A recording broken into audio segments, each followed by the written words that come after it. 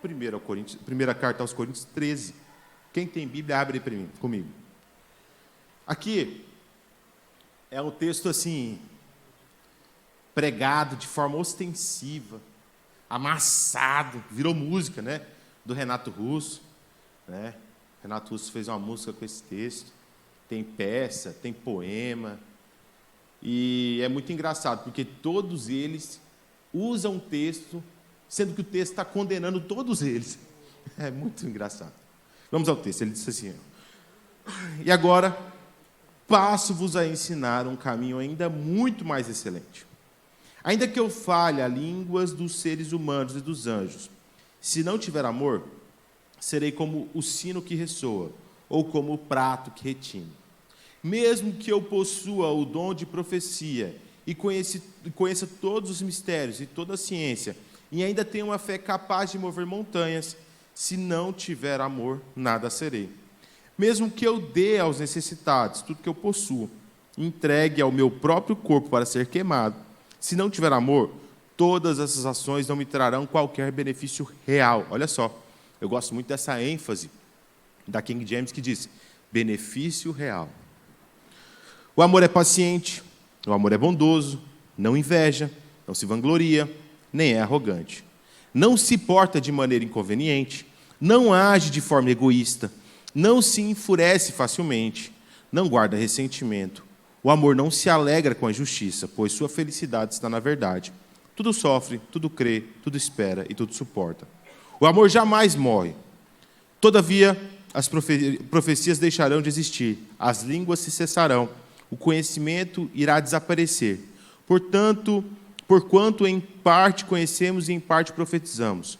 Quando, no entanto, chegar o que é imperfeito será extinto. Quando eu era criança, pensava como criança, sentia e falava como menino. Quando cheguei à idade adulta, deixei para trás as atitudes próprias das crianças. Agora, porquanto enxerguemos apenas um reflexo obscuro, como em um material polido. Entretanto, haverá o dia em que veremos face a face. Hoje conhecemos em parte. Então, conhecerei perfeitamente, da mesma maneira como plenamente sou conhecido. Sendo assim, permaneçam até o momento esses três: a fé, a esperança e o amor. Contudo, o maior deles é o amor. Meus irmãos, quem é crente mais velho aqui vai lembrar de um tipo de pregação que era muito famoso. As formas de amor no grego. Quem aqui já viu uma pregação sobre isso? Levanta a sua mão. Os tipos de amor do grego. O amor filéu, o amor ágape, o amor eros, né? Aí a pessoa gastava um tempão.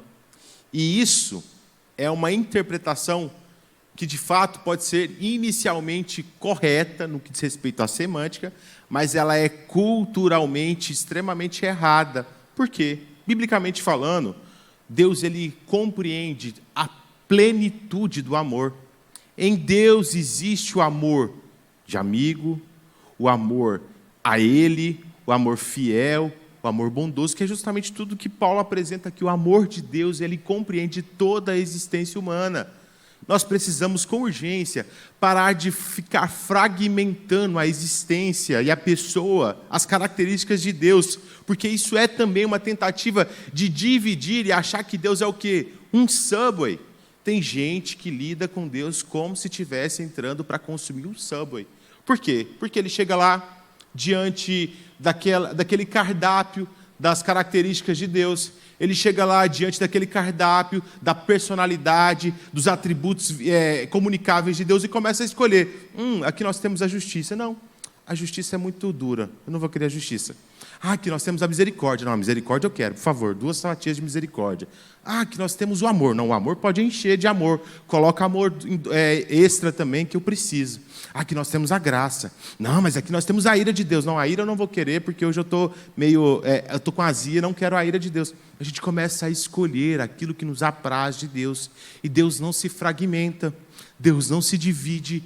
Deus ele é pleno e completo e cabe aos seres humanos se adaptarem a Deus e não o contrário. Deus não cabe na sua caixinha. Deus não cabe nos seus pecados. Deus não cabe nos seus achismos. Deus não cabe na sua opinião. Deus não cabe no seu amor. Isso é muito importante.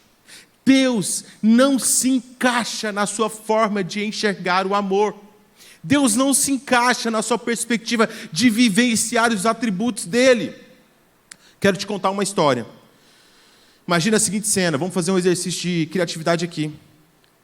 O rio Itajaí cheio. Uma correnteza muito forte, movimentada. Um homem está passando ali, não tem ninguém na rua, é escuro, é à noite.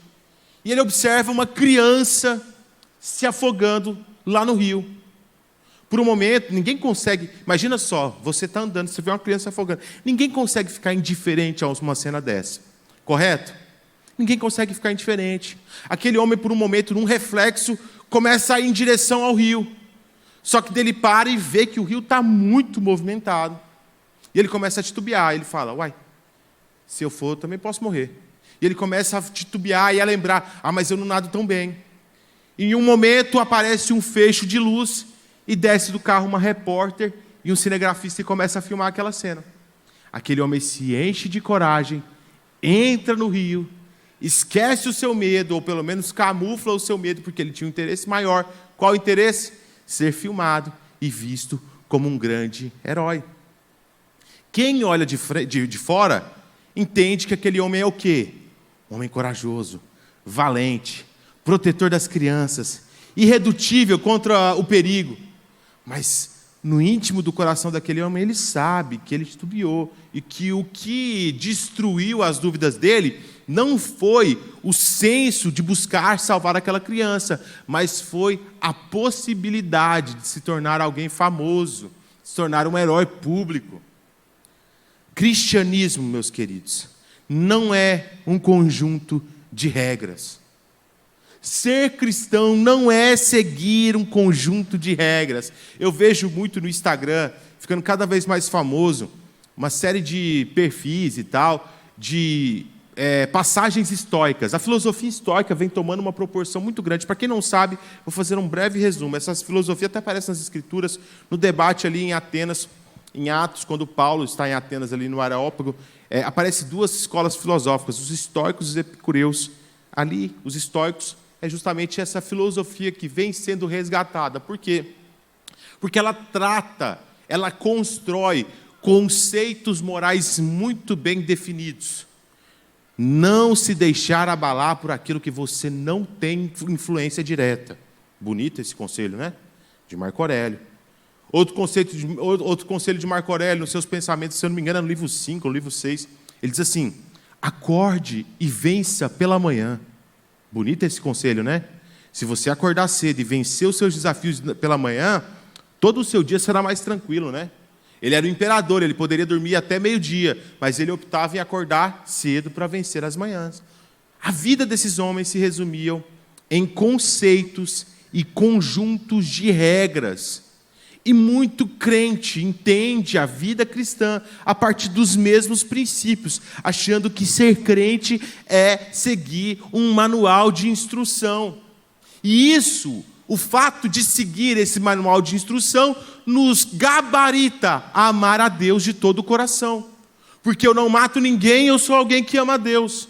Porque eu não traio a minha esposa, eu sou alguém que ama a Deus. Porque eu vou lá e dou 10 reais de esmola para um pobre, eu sou alguém que ama a Deus. A minha condição, a minha conduta é o que me dá capacidade, ou pelo menos parâmetro, de dizer, eu amo a Deus. No entanto, Jesus Cristo, em aplicações muito simples do Sermão do Monte, destrói toda a perspectiva daqueles que acham que ser cristão é seguir um conjunto de regras, que amar a Deus é seguir um conjunto de regras, e quando eu sigo esse conjunto de regras, eu estou automaticamente sendo aceito por Deus. Lê do engano. Que erro juvenil. Você vê no Sermão do Monte, Jesus dizendo, o eu porém, né? Por 3 vezes aparece lá, eu porém. Jesus, por exemplo, ao falar sobre o adultério, ele chega e diz, vocês leram na lei que aquele que adultera está em pecado. Eu, porém, vos digo que só de olhar, olha a elevação do padrão. Olha o quanto o cristianismo não diz respeito ao que você faz. O que você faz é apenas reflexo do cristão que habita em você, e não o contrário. Mas, infelizmente, nós, por distorcer o amor de Deus, entendemos que o que eu faço evidencia aquilo que está dentro de mim.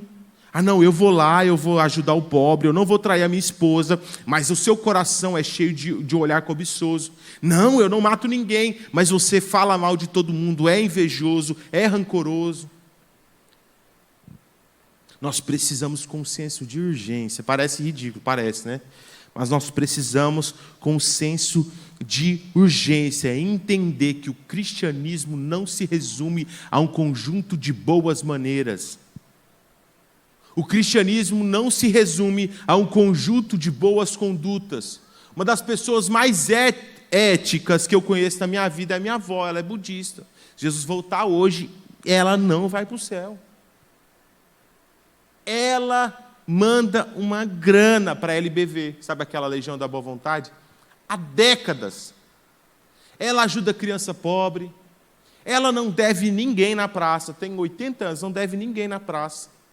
Uma mulher justa, gente finíssima, uma velhinha querida, mas que não ama a Deus. Por que ela não ama a Deus? É o que nós veremos mais adiante, mas nessa parte é importante você entender que fazer boas ações, ser aparentemente alguém que ama a Deus, nada mais é do que rejeitar o amor de Deus. Querido, Jesus, no mesmo sermão, disse que é muito fácil amar os nossos amigos, muito fácil amar os nossos parentes, muito fácil amar quem nos ama. Mas o quanto é difícil amar quem nos odeia. O quanto é difícil amar quem nos trai. O quanto é difícil amar quem não gosta de nós. Olhar no olho de quem acabou de te caluniar e você sabe. E em sinceridade, não em comodidade, não em conivência, não por convivência, você ir lá e perdoar aquela pessoa.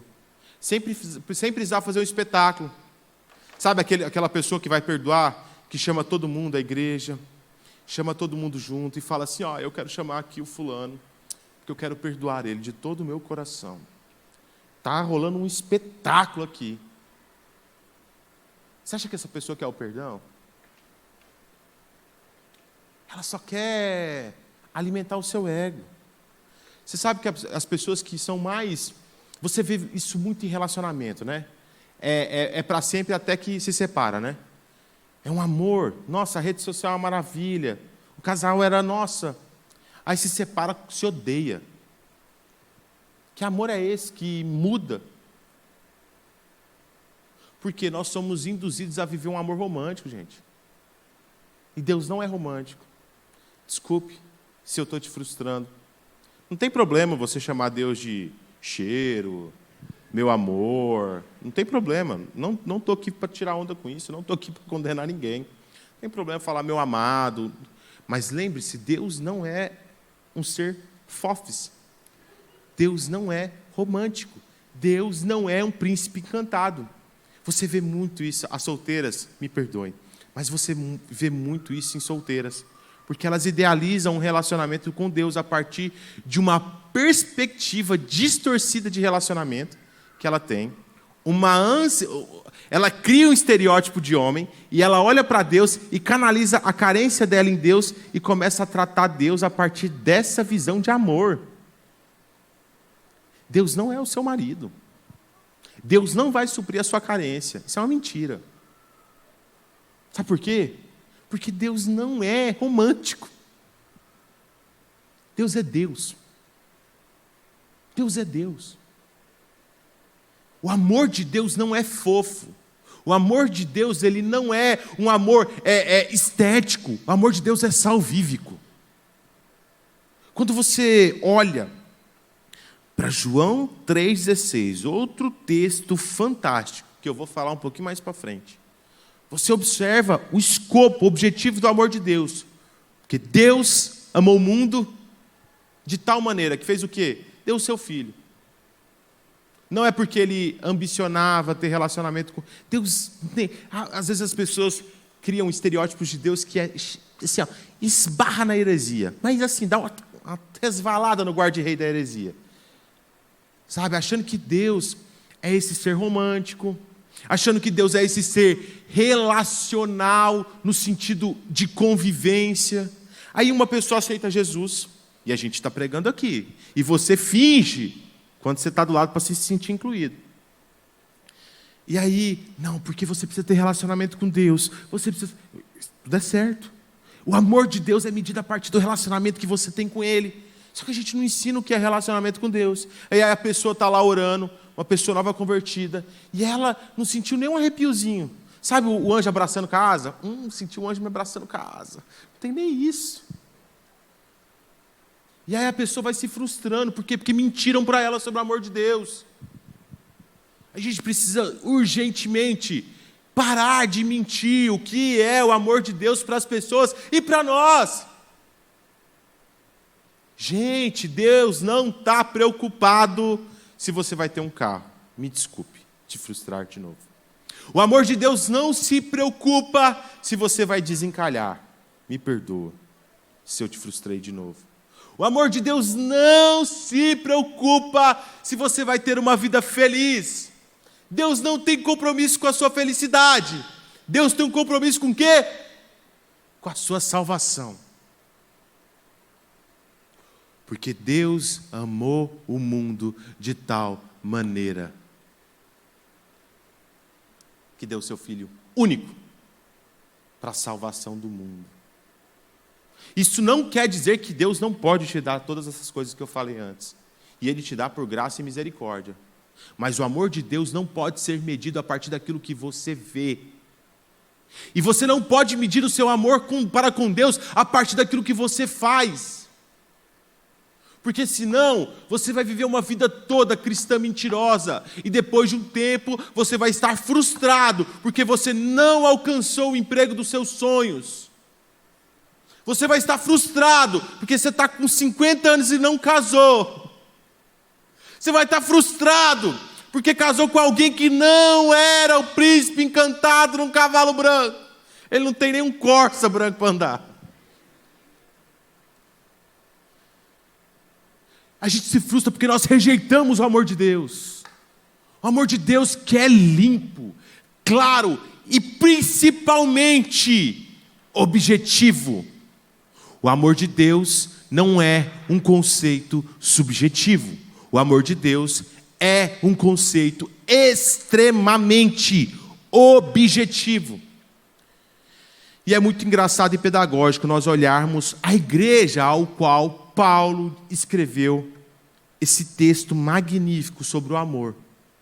Uma igreja que não tinha nenhum erro doutrinário, nenhum erro teológico, melhor dizendo, doutrinário tinha, mas não teológico. Paulo não faz nenhum tratado, nenhuma reorientação teológica na carta aos Coríntios. É só moral. Sabe por quê? Porque aquela era uma igreja estética. Tinha multiplicidade de dons, bons oradores, muitos intelectuais entre eles, mas nos escaninhos daquela igreja, você tinha lá gente que tinha um cara que tinha um caso com a madrasta, você tinha um outro que estava lá e estava processando o seu irmão na lei dos homens. Você tinha irmãos que saíam escondido, iam para a festa que tinha lá na região de Coríntios, que é como se fosse o outubro aqui, nossa. Mas eles estavam lá. Quem via de fora pensava, né? Nossa, que igreja, como é que o Góis fala? Asteric, né? Mas, fake nerd, é uma igreja falsa. É uma igreja mentirosa.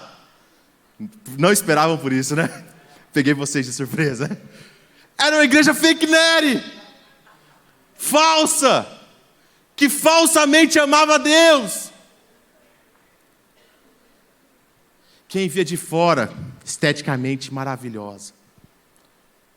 Quem via eles se tratando no público, achavam maravilhosos. Quem via os irmãos de Corinto pregando, olhava e pensava, nossa, que retórica maravilhosa. Mas a convivência deles e o interesse no coração deles demonstravam que eles eram falsos e rejeitavam o amor de Deus. Gente, nós precisamos olhar para essa igreja, nós precisamos olhar para as Escrituras e parar de... Eu não acredito que eu falei isso, nossa, está gravando, né? Nós precisamos de achar que Deus, gente, é o nosso amigo. Nós precisamos de achar que Deus é o nosso pai terreno. Deus não é o seu papai terreno. Deus não é o seu amigo. Ele é o todo-poderoso Criador dos céus e da terra. Ele é aquele que tem poder de te condenar ao inferno. Ele é aquele que tem autoridade de te condenar ao inferno. Ele é aquele que tem justa justificativa de te condenar ao inferno. Ele é o seu Deus, ao qual você deve amá-lo, partindo da via, o pavimento que sustenta o seu amor para com Deus é o temor. Não o amor romântico, mas o temor. Não a estética. E aí a gente se baseia o nosso amor com Deus a partir do quê? Da nossa relação entre pessoas. Qual que é a primeira coisa que te chama a atenção quando você vai namorar com alguém, gente? O coração bondoso dela? Nossa, eu escaneei o coração dela, ela é tão bondosa. Não, da aparência. Você olha e fala, olha, que coisa bonita. Eu lembro quando eu vi a Dani pela primeira vez. Eu lembro direitinho. Ela fazia curso de comissário, eu fazia curso de piloto no mesmo aeroclube. E aí eu vi ela de longe, cara. Eu falei, caraca, que avião, né? Estou com a carteira, eu vou pilotar esse avião. Ô, Jesus, hoje eu tomo um processo. É hoje que eu tomo uma demissão. O que me chamou a atenção primeiro nela foi a aparência dela. E aí você vai se mover em Deus, para com Deus e por Deus a partir da aparência, a partir daquilo que Deus pode te oferecer, a partir daquilo que você acha que você pode oferecer para Deus. Olha que loucura. Aí você tem um coração podre, anos e anos vindo no culto, e acha que ama a Deus. Desculpa, mas você rejeita a Deus. Você não ama a Deus. Eu sou muito tocado pelo livro do Êxodo. E eu estou caminhando para o final, e eu quero dividir o que de fato é o amor de Deus, e o que nós precisamos parar de rejeitar, para de fato amarmos a Deus, em duas perspectivas. Uma perspectiva horizontal, ou vertical, e outra horizontal. É que eu sou dislexo, gente. Horizontal e vertical. Vertical e horizontal. Entendeu? A primeira delas, no texto que eu já falei. Gente, o texto de João 3,16. Esse texto é maravilhoso. E a gente, pelo hábito e pelo exagero de ficar prostituindo esses textos, a gente perde o valor e a profundidade de um texto tão significativo como esse. Deus amou o mundo de tal maneira que deu o seu único filho. Eu tenho um filho só. Para que todo aquele que nele crê não pereça, mas tenha vida eterna. Gente, esse é o padrão vertical do amor de Deus. O todo. Deus deu o seu todo. Enquanto você ficar mendigando, fatiando e escolhendo aquilo que você quer ofertar ao Senhor como oferta de amor, você vai continuar adorando a si, amando a si e não amando ao Senhor, usando o nome do Senhor em vão para justificar e dizer que você ama Ele, mas na verdade você nada mais ama do que a si próprio. O amor de Deus só é de fato inteiro e não rejeitado quando a gente entrega o nosso todo. Enquanto nós não entregarmos tudo, nós de fato não amamos a Deus. Isso é extremamente objetivo. Isso não é um conceito subjetivo.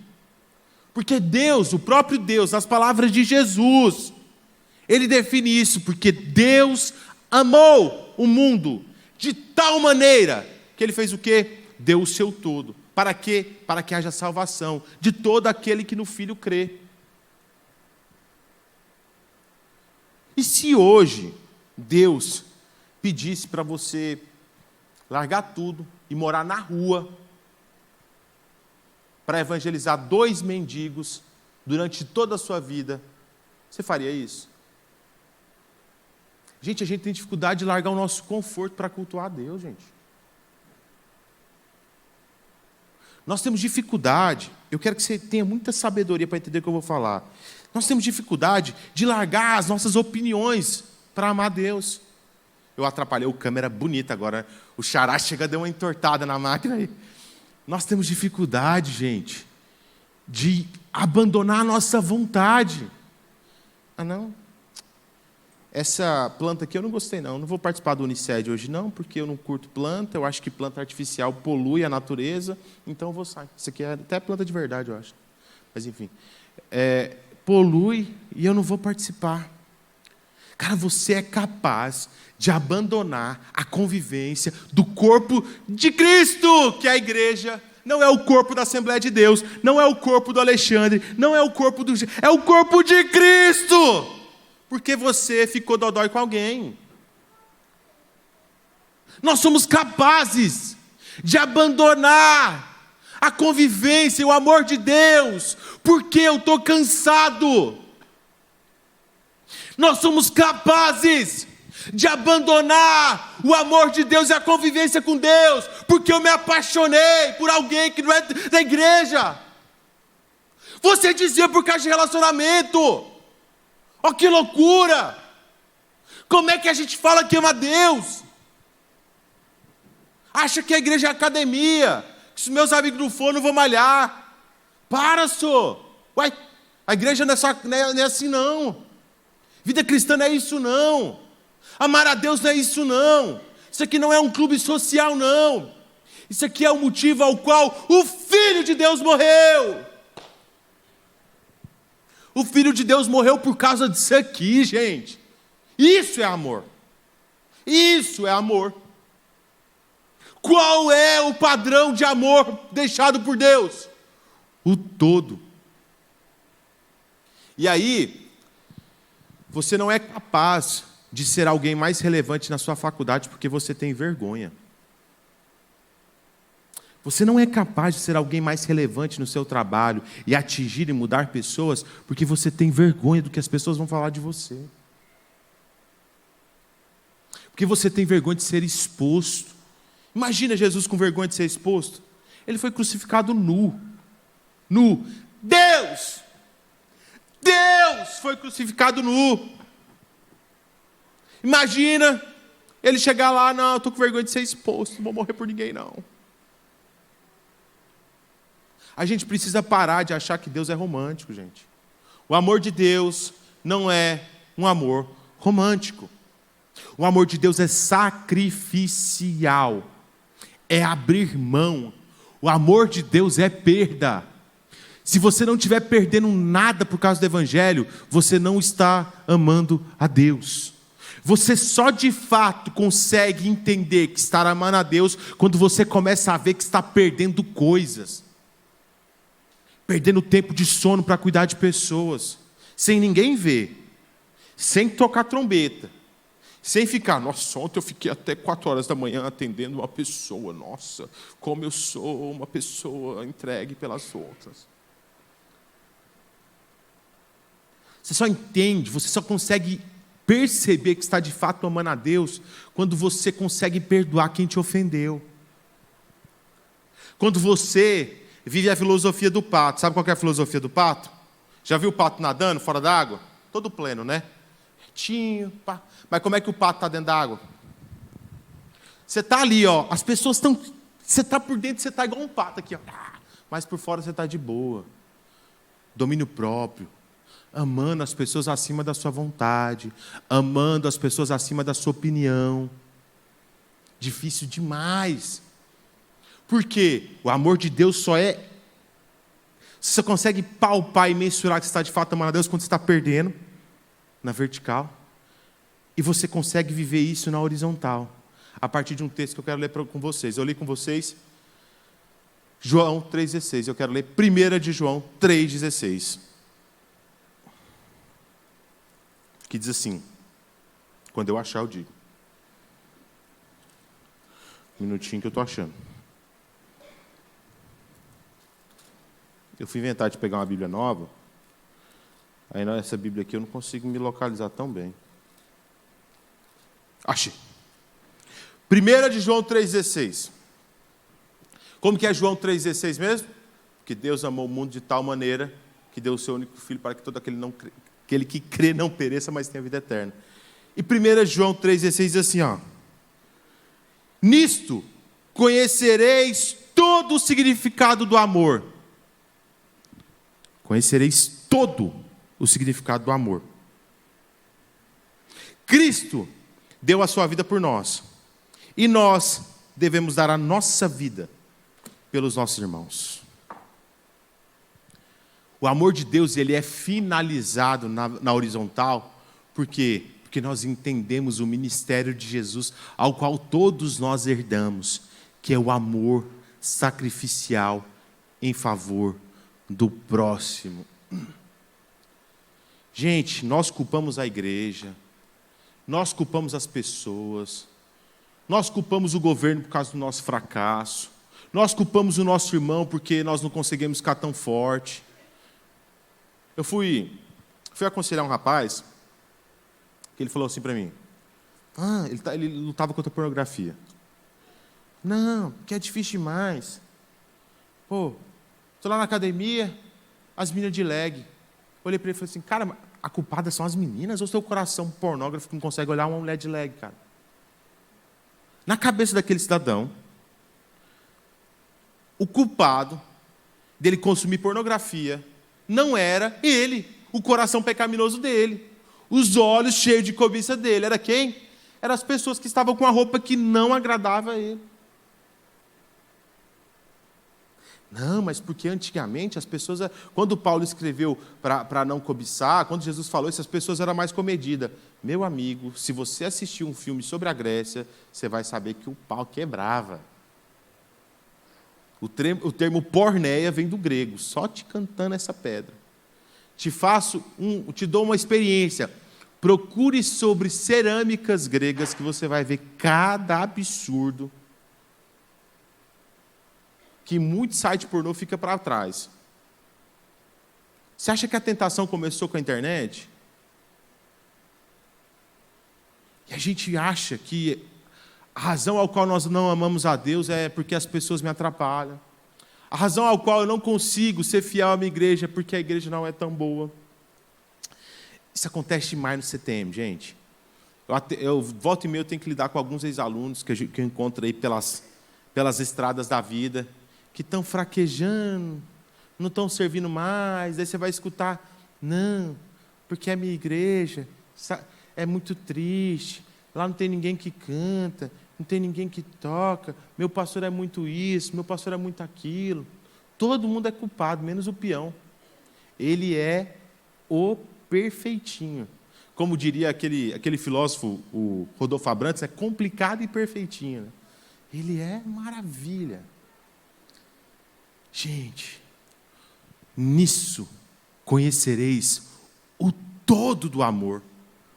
Olha só a ousadia do a.k.a. João, vulgo apóstolo. Olha a ousadia desse homem. Nisso conhecemos todo o significado do amor. Enquanto você não estiver perdendo, você não de fato entende que você ama a Deus. E enquanto você não estiver perdendo, para que os outros ganhem. A gente só quer ganhar. Você já viu que quando o casal separa, aí, cara, esse gabinete é demais. Eu te dei tudo. Eu fiz o meu melhor. Você sabe por que ela fala isso? Ou ele? ou uma das pessoas fala isso, porque ela estava dando na intenção de ganhar algo em troca. E volta e meia, a gente age com Deus da mesma forma. A gente é certinho porque nós queremos o favor de Deus. Nós andamos ali na risca porque, nossa, o que Deus vai pensar de mim? Ele vai me castigar. A gente é pior que os espíritas. Não tem uma desgraça maior na igreja protestante, moderna, do que o tal do voluntariado. Voluntariado, a cultura do voluntariado, representa a desgraça da igreja moderna. Sabe por quê? Porque nós achamos que servir a Deus se resume a um cronograma de cumprimento de horas. E aí as pessoas vão lá, uma vez por semana, uma vez por mês, ou uma vez a cada trimestre, e cumpre uma agenda de pedágio, voluntário, igualzinho o espírita, para garantir mais uma coroazinha no céu, ou uma pedrinha na coroa. Coroa é só uma. Gente, amar a Deus é muito mais do que ser bom. Amar a Deus é muito mais do que tratar as pessoas bem para ganhar algo em troca. Amar a Deus é perder e sempre perder para que o outro ganhe. Enquanto você não estiver perdendo e perdendo para que as pessoas ganhem, você não ama a Deus de fato. Você tenta usar a Deus, rejeitando o seu amor sacrificial e absorvendo o amor desse mundo, que é consumista, consumidor e parasitário. O amor do mundo é isso. Só suga, se beneficia, se alimenta. O amor de Deus, pelo contrário, entrega de forma deliberada, escoa a sua graça pelas pessoas. Que nessa noite nós venhamos abraçar o amor de Deus, de fato, entendendo que eu preciso perder todos os dias. Todos os dias eu preciso perder um pouco da minha timidez. Todos os dias eu preciso perder um pouco da minha vontade. Todos os dias eu preciso perder um pouco da minha opinião. Ai, mas eu vou me anular, onde está o amor próprio? Eu preciso me reafirmar.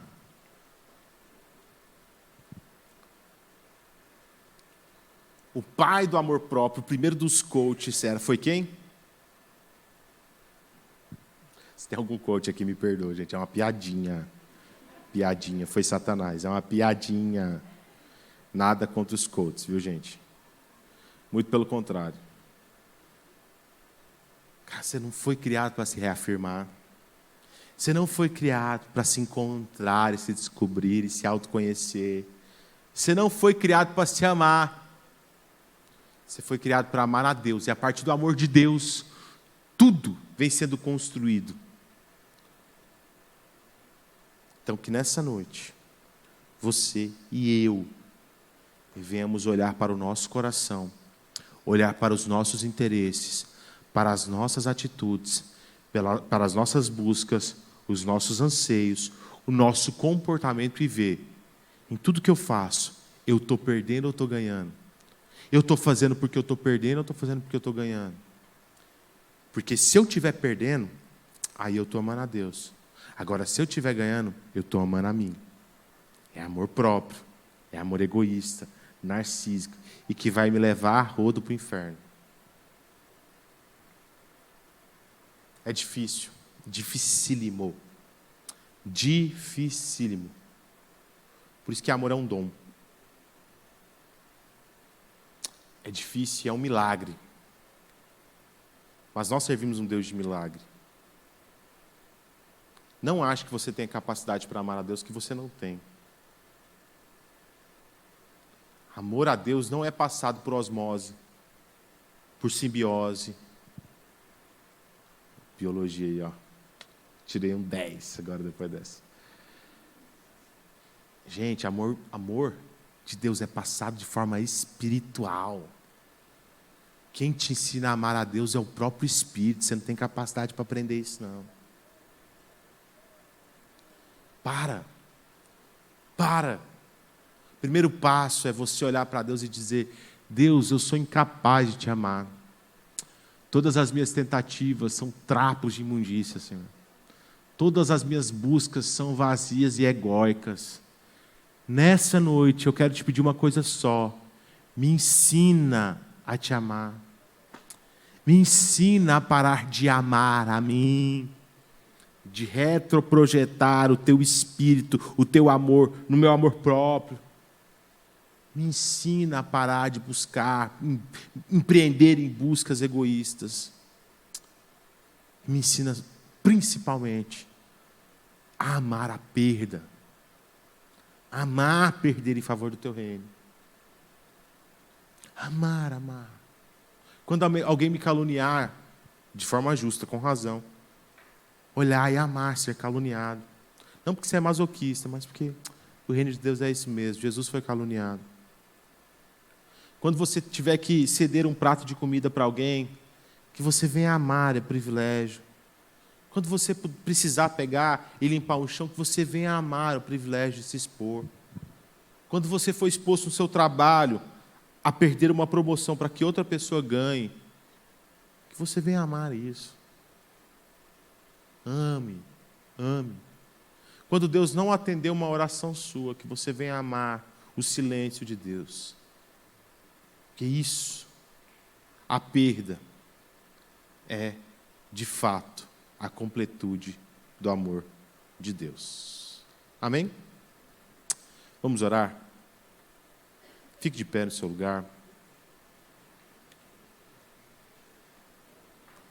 Eu sei que é difícil, e é uma busca diária, viu?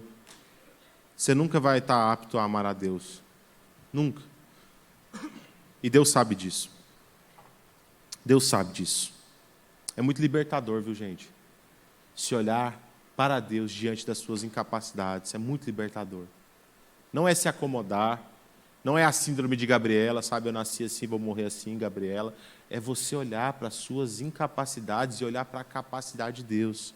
E diante da sua evolução, você olhar e falar: tudo é por Ele, tudo é para Ele e tudo é por Ele. Não foi eu, mas foi Cristo em mim. Não fui eu que ajudei um pobre, foi Cristo em mim. Não fui eu que dei a outra face, foi Cristo em mim. Finalizo com a história do Santo Antão. O Santo Antão foi o pai dos monastérios, dos monásticos. Foi o primeiro homem que olhou para a cidade depois de Cristo e falou: esse ambiente está corrompido, isso aqui não tem jeito, e eu vou ir para o meio do nada, ficar lá no deserto, morar no deserto. Santo Antão era um homem extremamente piedoso, temente a Deus, e tinha lutas terríveis contra a sua carne. Diz a lenda que no final da sua vida, no seu último suspiro, Satanás se materializou diante dele. Apareceu o mochila de criança, o pé redondo, costa escamosa, apareceu diante dele e disse: ninguém conseguiu me vencer a não ser Jesus e você, Santo Antão. Eu tentei de todas as formas te corromper, mas você nunca cedeu. Você sempre lutou. E por isso eu desisto de tentar você. E aí, o mochila de criança virou as costas, Santo Antão olhou e falou assim: finalmente eu me tornei um homem santo. O diabo olhou para trás e falou: opa, cheirinho de vaidade. Você nunca vai estar pronto. Lembre-se sempre que você é pecador.